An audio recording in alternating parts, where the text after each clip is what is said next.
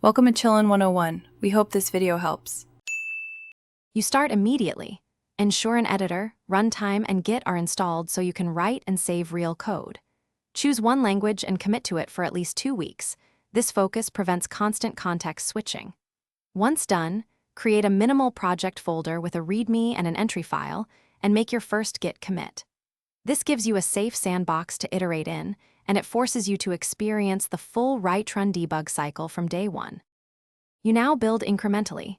Decompose features into small functions and write a test or example for each so you can verify behavior quickly. Use the REPL or step debugger to inspect state, make a change, and run a single function to confirm results.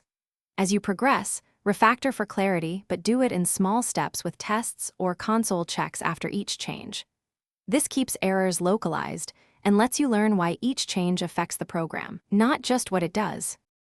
You finish by integrating components, writing clear README notes, and running the full test suite to confirm everything works together.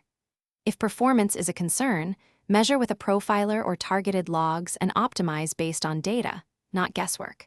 When things go wrong, isolate the failure and create a minimal reproducible example. This reveals the root cause and avoids wasted effort. Make sure to revert to the last known good commit if confusion persists.